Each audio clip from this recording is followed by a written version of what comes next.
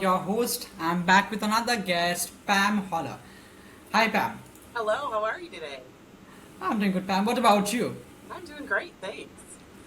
After a weekend, you should be fine on a Monday morning. Absolutely.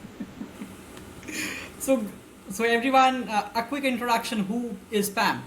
Pam is a EVP, Chief Marketing Officer, and Chief Experience Officer for Royal Credit Union. Essentially, she helps define and implement omni-channel strategies to drive overall growth and membership satisfaction. Right. So she's very much embedded into satisfaction and growth. Is what I would say. Couple of high points. Right. Uh, Pam is one of the very rare individuals who has come to the credit union industry having different perspective of the entire world, right? She's done bunch of other things before joining Royal.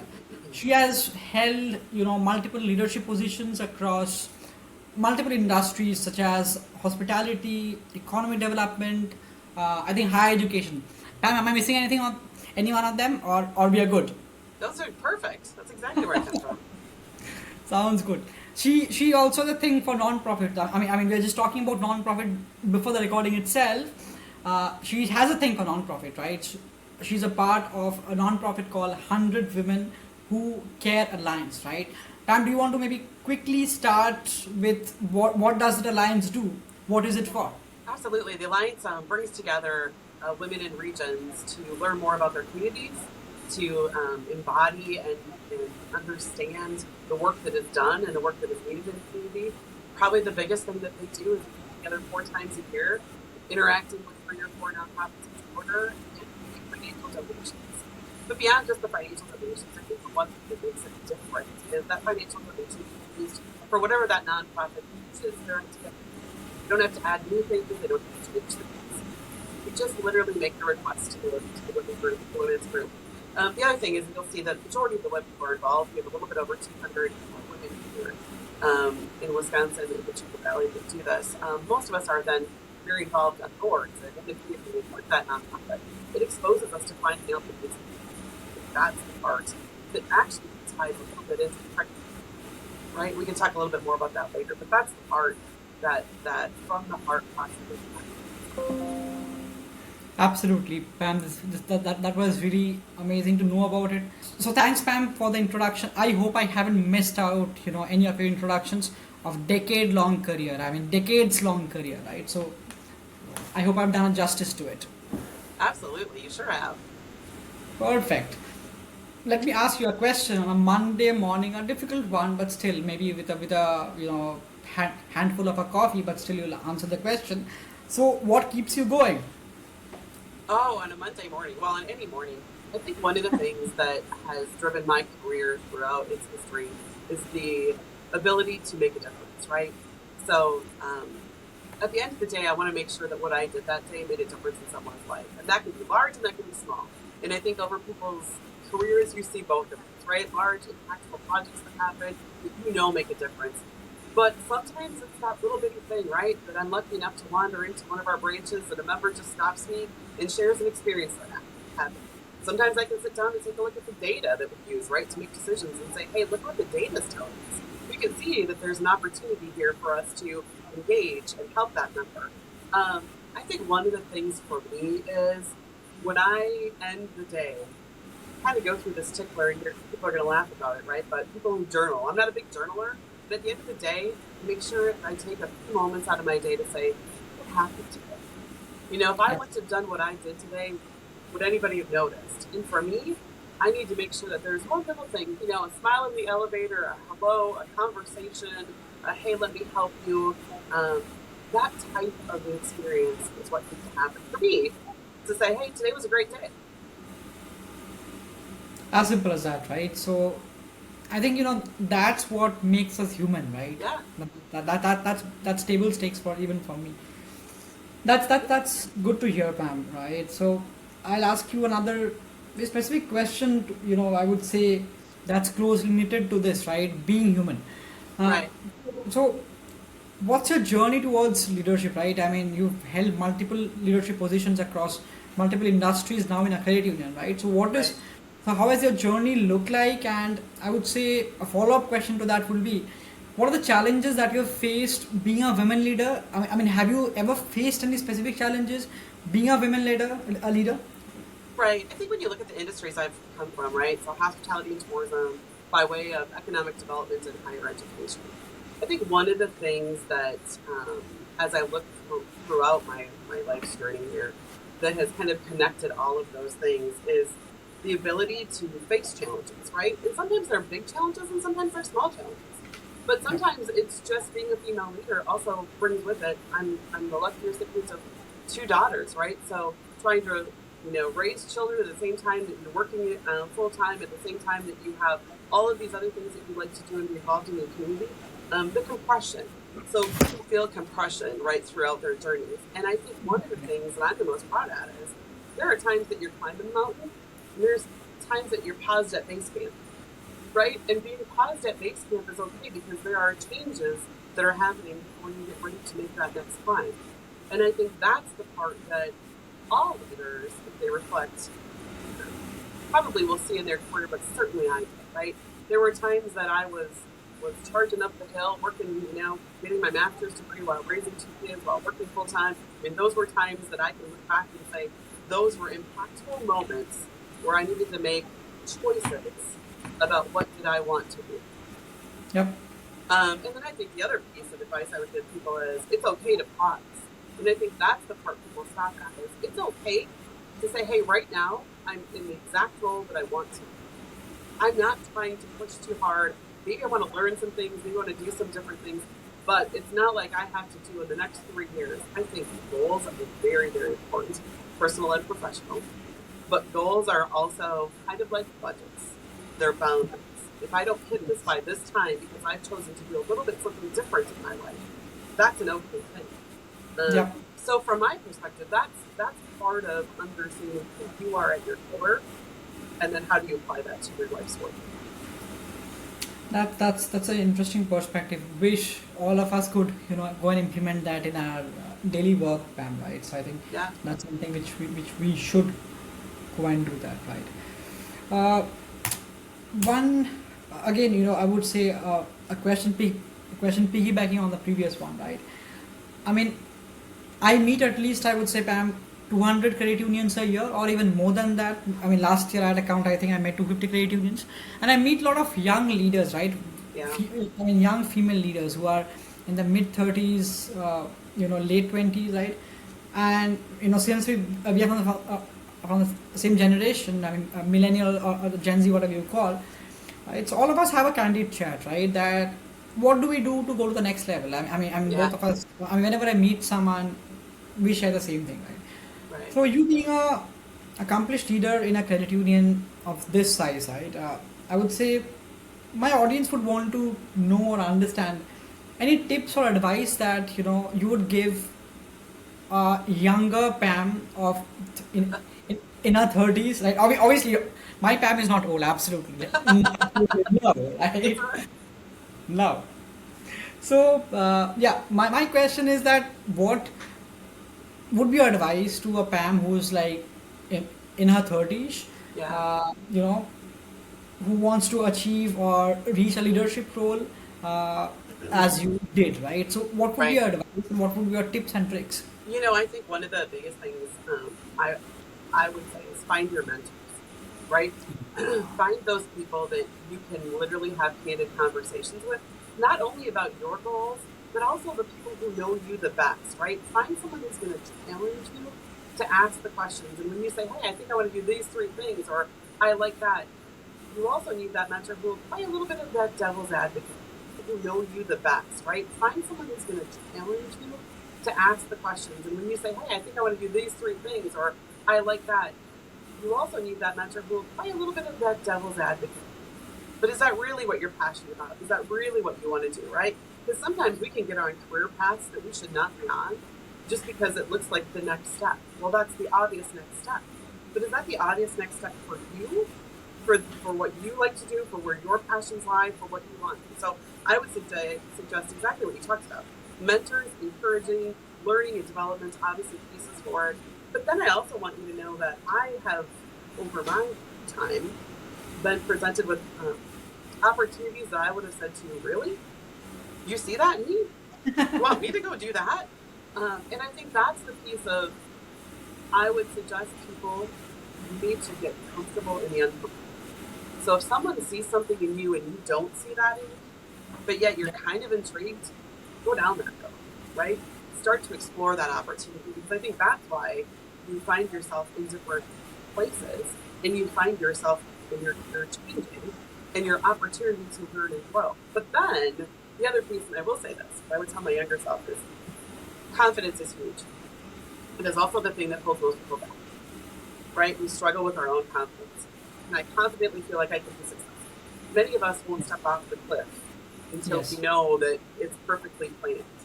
If we all waited till everything was perfectly planned, we would never make a decision. So you also need to start to figure out at what level can you be comfortable in the uncomfortable. Because the uncomfortable is what's going to help you grow your career. The challenging, the asking the why, the how comes, you got to get to a place where you're okay with doing that doesn't mean that you're declining. That just means that you're actually trying to grow and learn and seek to understand.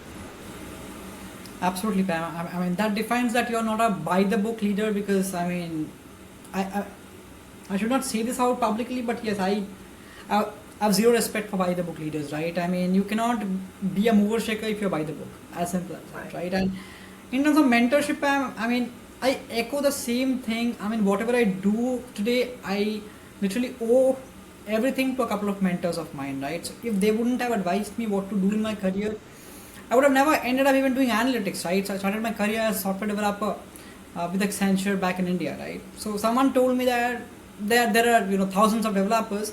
Do something that's more strategic. Go and crunch data, look at numbers, and help do something using analytics. I picked up the role and I loved it then, right? So if wouldn't have been for a mentor, we wouldn't have even have this discussion, right? So Right. this is so imperative, Pam, and that's so well received. I think for my audience, what they would need is, I think the major challenge that I see people talking to people around who are not very social per se is finding a mentor, right? Right. I mean, they become very, I would say, well guarded that how will I go and express my things in front of someone who's that senior, and how will I find a mentor, right? And I think my audience can reach out to Pam if they want mentorship. Absolutely. I'm Yeah. sure that won't turn you down, right? No, Absolutely. absolutely. And I think that's the other piece is mentors come in all kinds of different ways. You know, if you think about your parents mentored you in some ways, right? Whether you appreciate it or you're not appreciate it. But as I look back, I understand my parents helped guide some of the direction I am. I mean, we were talking earlier, I'm a credit union kid because of my mom, right? My mom was a vice president in a credit union.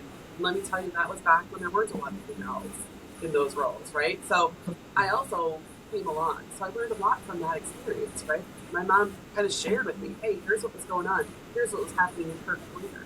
But I also think when you start to talk about mentors is um, some of the best mentors are people you don't know or that maybe you just met, right? Because you're willing to share all of your stuff, right? So as you get to know that person, it's kind of that networking piece. I use it a little bit with our 100 women. We have women who have joined that group that I've never met before in my life, right?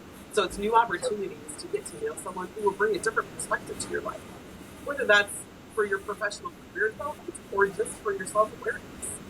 Huge opportunity for people. Absolutely. I think you're so passionate, Pam, about the Alliance, 100 Women Who Care Alliance. So do you want to maybe spend a few minutes talking about what the Alliance does and what is your vision and mission for the Alliance, right? Sure. The Alliance really was created by two women, probably more than 15 years ago. We here in the Chippewa Valley created ours about 5 years ago.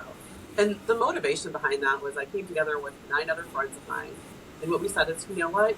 We continue to want to make a difference in this community, but we do it individual, one person at a time. What would happen if we came together, made a financial donation once a quarter, but we also exposed all of these other women who are trying to figure out how to help in their community to all these nonprofits who are extremely worthy. And I think that's been the benefit is, we live in this large community and we're unaware most of the time of what is actually happening or what the needs of the community are. You might hear a little bit on the news, you might hear someone tell you, you might whatever. We honed in on the fact that at the end of each meeting, we're going to know more about 3 people, 3 new individual nonprofits, excuse me, are going to come together and share with us their mission. That's huge, Yeah. right? That's The impact that we are going to see and make in this community just by understanding the needs of this community resonates beyond just that number. We now know what the homeless population needs. We now understand a little bit about the school district and what they need. We also understand, hey, we have a situation going on over here, but we need to work with our local police and fire department to generate some funds. All of these really kind of cool, unique things that people might have heard of individually, now we hear as a group, and now can pool our resources, right? So that $100 donation might have been great, but when it's pooled with 100 other people, that's a Yep. significant amount of money that makes a change in many, many people's Absolutely. I mean, this is such a, I would say, close knit initiative, and this is so special. I mean, I'm sure that a lot of my audiences would love to contribute something to this or do something with you. Yeah, Uh, this is amazing. I mean, all of you who want to know more about this alliance, please reach out to Pam. She'll be yes, more than happy to talk about it. And this is, I mean, I personally feel this is amazing, right? So, yeah, absolutely. yeah, right. Great. So great talking about your passion, right? Now let's talk Yeah, about your credit union. okay. So you've been running this, running the marketing and and experience for this credit union for quite a number of years right now, right? So uh, so let me ask you a question, right? So how did you even land up being a trial, right? So you were doing something very different earlier. Yeah, yeah. So my previous career, right before I came to Royal, was in higher education, so technical college. Um, really kind of doing very similar things, right? Student experience, overall marketing, variety of training and development activities in the community. And I think what led me to Royal is I was lucky enough to have lived in this community long enough that I could see the impact that Royal was making in the community. The sheer investment that the community had um, in the communities with which they had branches and in the communities they served. So I was innately interested because, right, you've heard me say a lot about this passion for mission, vision, making a difference in the community. So when Royal actually the position at the time that it took was digital experience. So it was all front-facing technologies along with marketing. And I think one of the things that was so exciting is as we knew that the world was going to change. Remember, this was pre-COVID. The world changed digitally Yep. drastically during COVID. But the opportunity to try to make that experience um, online for people the same as it would be if they would walk into a branch, if they would interact directly with one of our team members. And so I think what drives me and what drives my interest, obviously, in credit space, and specifically here at Royal, is Royal's core values, what we stand for, what we do, the difference we make in the community each and every day. The fact that we're membership based, right? Our members make a difference. We listen to them, we ask them, we do annual surveys, we do all kinds of stuff, we get feedback every single day from them. But we are using products and services and we're aligning that with the needs of the members. Those members Yep. in our communities. So I think that was the part that made me say, I can see myself. My personal values and loyalty. Absolutely. I think that's the mission of the entire credit union movement, right? You go and create products and services that are relevant for your members. There are no stakeholders that you need to answer, right? That's the reason even I thought of moving into this ecosystem, because that's what makes me passionate about this ecosystem. And what Royal is doing, it's, I mean, if you ask me what people think about Royal outside, you guys are a digital first credit union, right? So you're progressive, forward thinking. So I think that makes you guys different than the ecosystem, right? Uh, Another, again, follow-up question on your credit union. So what are your what I would say, what are your broad high-level strategic priorities, Pam, right? So for the credit union right now. Right. I would say as Royal continues to grow and get larger, one of the things is trying to be there, 365 days, 24 by 7.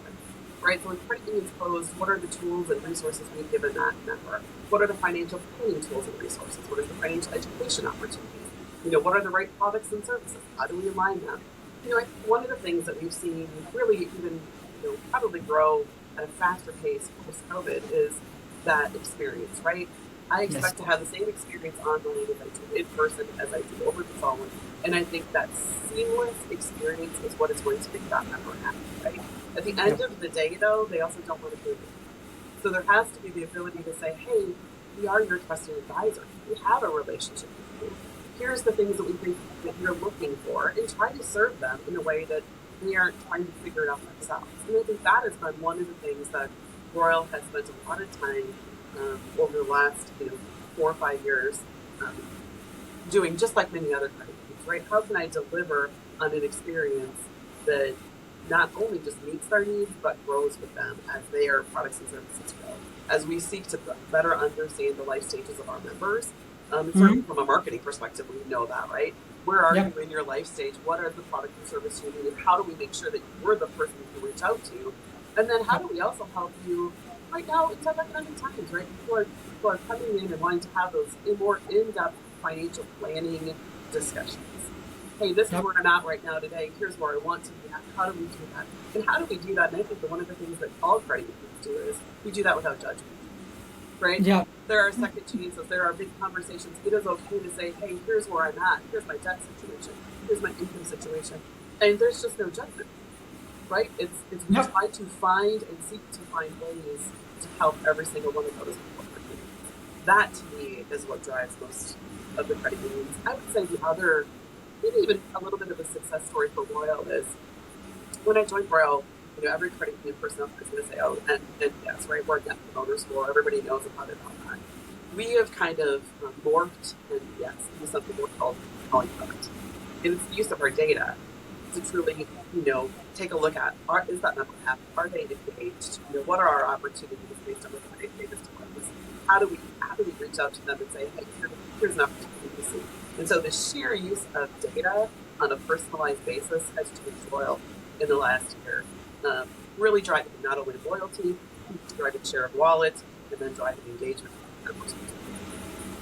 Because we all have very similar products and services. It's how we serve them up.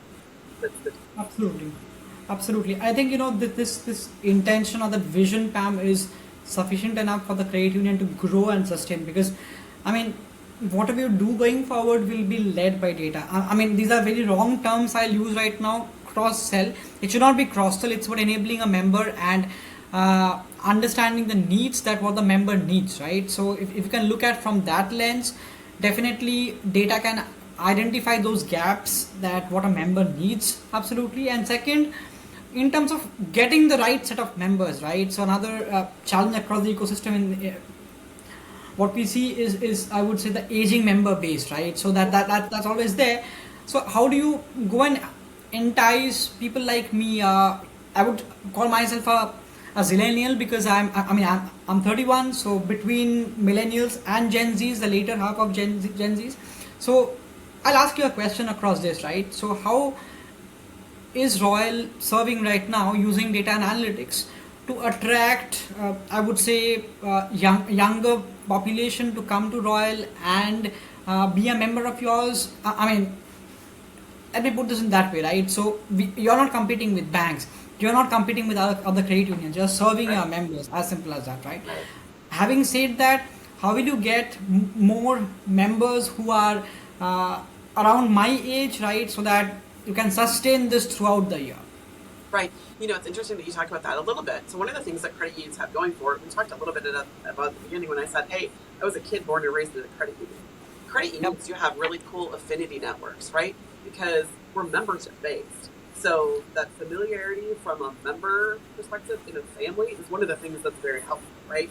So I think the harder one to acquire is that person who's never been exposed to a credit union, right? They have no knowledge of what a credit union is, or the knowledge that they have is just kind of things that they've heard, good, bad, or indifferent. And I think one of the things that we're seeing, especially in people in that millennial generation, is the impactful work that we are doing in the community, right? A lot of our millennials are excited about the things that are happening that are doing good in the community. And so being very mindful of the work that we're doing in the community, having it be where those potential members are, right? So where are you? What are you looking at? Because I think that takes us full down this whole kind of environmental ESG activity. It takes us down the things that people want to feel good about. And I think that's where the data and analytics tell me where the people are, right? Because I can take a look at our current membership and say, hey, here's the affinity that we have in this neighborhood doing these types of things, and truly using data from a proactive perspective to help do that acquisition. Because one of the things that when you split it all back and you take a look at annual surveys and all that, we just said our products and services are all the same, right? Checking accounts, checking accounts, checking accounts. Some come with fees, some don't, but it's a checking account. It's a transactional Yeah. account with which your money goes into it. You Yeah. have to feel good about the brand that you chose to have a checking account. And Yeah. that is the game changer. That's the most important thing for, I would say, for millennials and Gen Zs, is a brand, is a trust, right? Where Right. can I park my money? Yep. That's very important. And I think what Royal is doing is phenomenal, right? And I'm so glad that, uh, Royal, along with other credit unions, do not spend money on naming a stadium on them, right? That Yep. Royal Yep. exhibition hall. It doesn't really make sense to me at times whenever I, travel to Vegas. I was in Vegas a couple of months back. I think there are like three of them which are named after very famous Yep. brands. I won't name those brands. They'll sue me. But Yep. Yep. Exactly. yeah, so this is so well, I would say, positioned, right? Not positioned, but this is so well taken by the community, right? You are doing actual community service because of which people come. I mean, if you look at a typical millennial or a Gen Z, we are more concerned about ESG, right? We are Yep. more concerned about softer aspects, and Yep. those are table stakes for us. I mean, if a credit union can go and focus on those priorities, definitely, you have my ears. I'll definitely Absolutely. come and Yep. be a member of yours. Right. Absolutely. Right. Right. Great.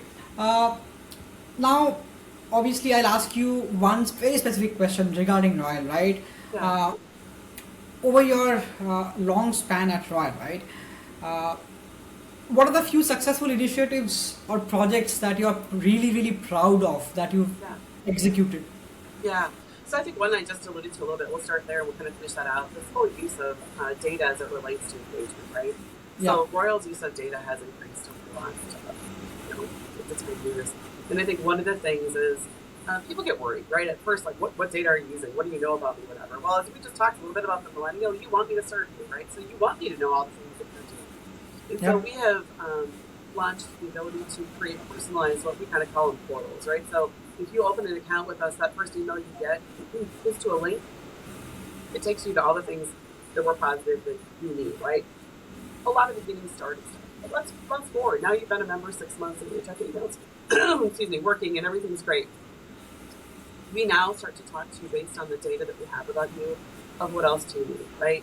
We start to embed financial wellness apps. We start to embed some of the other partnerships that we have. We start to talk about the relationship. It's not about just cross-selling products and services anymore. Yes. It's saying, hey, look, you know what? It looks like every 2 weeks we're one day before payday, and it appears that we're almost out of money, right? Let's embed our app called Enrich, and we'll give you a little bit of financial education, right? We roll things to our members from a communication perspective that allows them to understand we are here for them. We've also rolled out a huge initiative as it relates to appointments, right? Most people went to appointments during COVID because appointments were the way you were going to have to go. We have found a huge amount of check-ins on our appointments that are just really kind of follow-ups. Hey, Pam, thanks. I want to get to know you better. Can I have a financial wellness check? I want to check in with my goals that I've set up. That has been Absolutely. a huge initiative for us, right? Because now it helps us guide you. Maybe we sat down and talked about, hey, in order to get your credit score up, you need to do these 6 things. Now we have ongoing check-ins with you that says, how are things going? Oh, it's not going so well? Well, what's happened? What's changed in your life? What do we need to do? So probably the stuff, obviously, as the Chief Member Experience Officer, that I'm most excited about is the changes to the experiences that we are driving, right? Because Absolutely. yes, we are a financial institution, but we are here to serve financial focus. And with doing that, all the other things come, right? Membership growth happens, loans get taken out, revenue happens, overall key ratios go up, but it really comes down to, without that relationship, we don't see a lot of opportunity. Absolutely, Pam. I think this is, it's so relevant, right? So, with my background essentially, right? I also come from a non-credit union ecosystem is what people talk about. I work with oil and gas telcos across, right? So using data and analytics to serve members well, to go and give them that, I call it hyper personalization, right? At the end of the day, you have to differentiate yourself between, why won't I go to a Chime, right? As simple as that, right? So for people like us, but yeah, I mean, using data is the only option for hyper personalization, and that experience that is needed across the board, right? So this Correct. is very well aligned, Pam, right? And I'll ask you a broad, overarching question, right? Looking, if you look at the ecosystem right now, I don't think the rates will go down before Q3, right? Or maybe around Q4. So there's a pressure on the net interest margin that's again squeezing. Obviously, we are not here to make profit, but at the end of the day, Right. we look at value that we are still adding, right? Yep. So there is risk of cross liquidity. It's difficult to, I mean, cost per acquisition of a new member is not less, right? So where do you think also fraud across the ecosystem is across, I would say, shooting up. Delinquencies are at all-time high right now. If you look at Right. uh, delinquencies of credit unions, it's all-time high. Credit card balances are highest, right?